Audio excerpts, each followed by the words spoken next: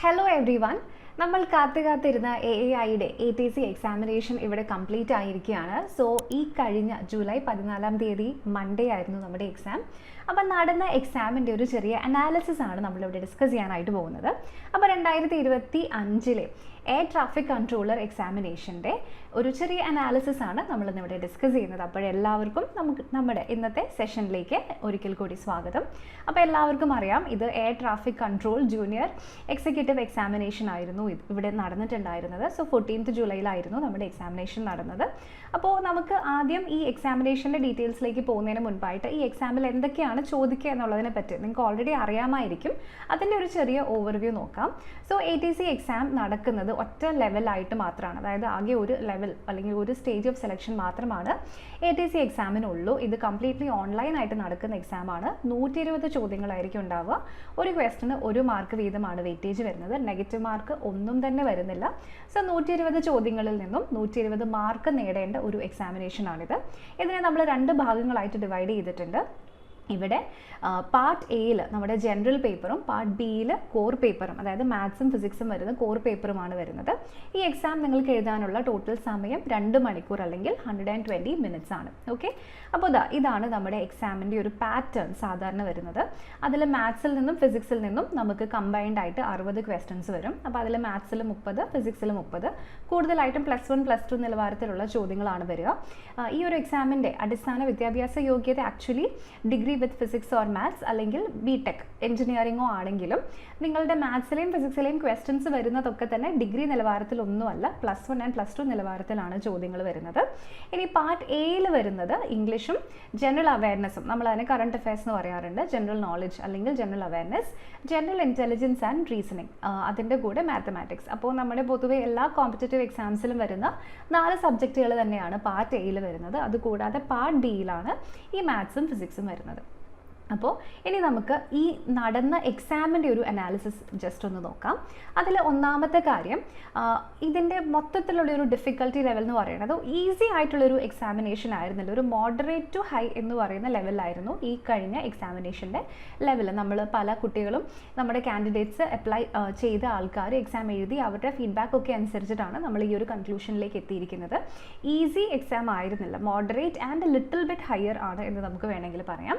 So അത്യാവശ്യം പഠിച്ച് അല്ലെങ്കിൽ പ്രിപ്പയർ ചെയ്ത ഒരാൾക്ക് കിട്ടുന്ന ഗുഡ് അറ്റംപ്റ്റ്സ്, അതായത് 120 ചോദ്യങ്ങളിൽ എത്ര എണ്ണം വരെ നമുക്ക് ആക്ച്വലി വലിയ പ്രശ്നമില്ലാതെ ശരിയാക്കാമായിരുന്നു, അങ്ങനെയുള്ളത് 85 to 95 ക്വസ്റ്റ്യൻസ് ആണ്. സോ 85 to 95 ആണ് ഈ നടന്ന എക്സാമിനേഷൻ്റെ ഗുഡ് അറ്റംപ്റ്റ്സ് ആയിട്ട് നമുക്കിവിടെ കിട്ടുന്നത്.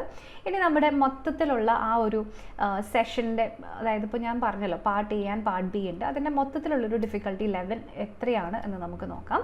സോ പൊതുവേ ഈ കഴിഞ്ഞ 2 ഷിഫ്റ്റ്സിലും എക്സാമിനേഷനിൽ മാത്സ് ആയിരുന്നു കുറച്ച് ഡിഫിക്കൽട്ടായിട്ടുണ്ടായിരുന്നത്. അതായത് ഇവിടെ ഇംഗ്ലീഷ് ഒരുവിധം ഈസി ആയിട്ടുള്ളതായിരുന്നു. ന്യൂമെറിക്കൽ ആപ്റ്റിറ്റ്യൂഡും ആൻഡ് ജനറൽ ഇൻ്റലിജൻസ് ആൻഡ് റീസണിങ്ങും ഈസി ടു മോഡറേറ്റ് ആയിരുന്നു. എന്തെന്ന് വെച്ചിട്ടുണ്ടെങ്കിൽ ഇത് രണ്ടും മാനേജബിൾ ആയിരുന്നു.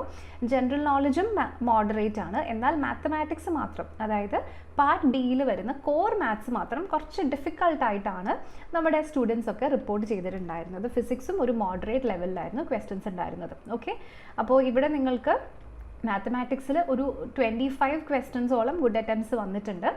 ആൻഡ് ഫിസിക്സിലും ഒരു 20 to 23 ആണ്. പക്ഷേ പൊതുവേ ക്വസ്റ്റ്യൻസ് കുറച്ച് ഡിഫിക്കൽട്ട് ആയിരുന്നു പാർട്ട് ബിയിലെ മാത്സിൻ്റെ കാര്യം നമ്മൾ നോക്കുമ്പോൾ. ഓക്കെ, അപ്പോൾ ഇനി ബാക്കി വരുന്ന ഗുഡ് അറ്റംപ്റ്റ്സ്, ഇംഗ്ലീഷിൽ നിന്നും 18 ക്വസ്റ്റ്യൻ വരെ നിങ്ങൾക്ക് ചെയ്യാൻ പറ്റുന്നതുണ്ടായിരുന്നു.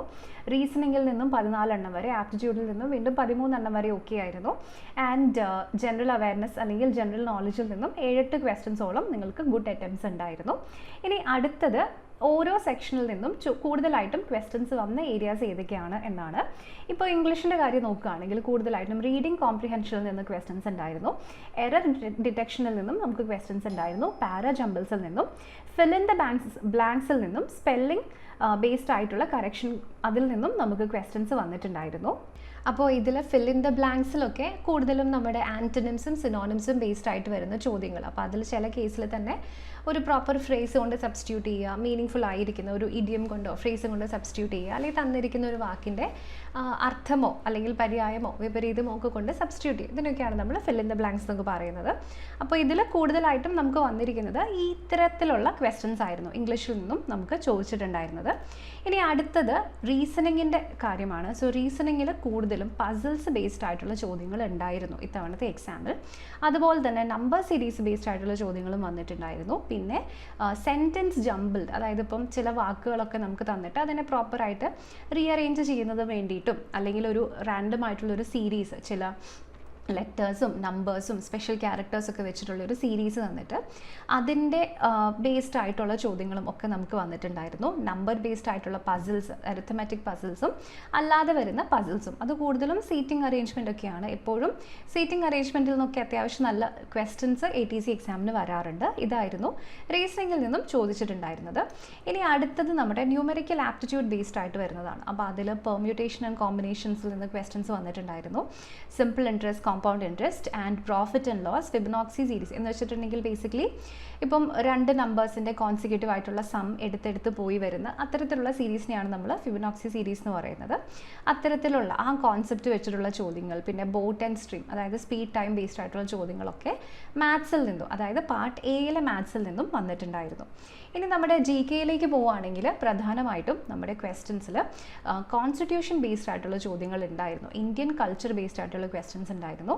ആൻഡ് കറണ്ട് അഫയേഴ്സിന് അത്യാവശ്യം നല്ല വെയിറ്റേജ് ഉള്ള രീതിയിലും ചോദ്യങ്ങൾ നമുക്ക് വന്നിട്ടുണ്ടായിരുന്നു. ആൻഡ് വീണ്ടും ഗംഗ അന്ന് അതിൻ്റെ ട്രിബ്യൂട്ടറീസിൻ്റെ പേര് ബേസ്ഡ് ആയിട്ടുള്ള ചോദ്യങ്ങൾ ഉണ്ടായിരുന്നു. 2025 ഉണ്ടായിരുന്നു. അതായത് ലേറ്റസ്റ്റ് കറണ്ട് അഫയേഴ്സിലെ ചില നാഷണൽ അവാർഡ്സ് ബേസ്ഡ് ആയിട്ടും നമുക്ക് ക്വസ്റ്റ്യൻസ് വന്നിട്ടുണ്ടായിരുന്നു. ഇനി അടുത്തത് നമ്മുടെ മാത്തമാറ്റിക്സ് പാർട്ട് ബിയിലെ മാത്സിലേക്ക് പോവുകയാണെങ്കിൽ ഇതായിരുന്നു കുറച്ചും കൂടെ ഡിഫിക്കൽട്ടാണ് എന്ന് പൊതുവേ സ്റ്റുഡൻസ് പറഞ്ഞിട്ടുണ്ടായിരുന്ന ഒരു സെക്ഷൻ.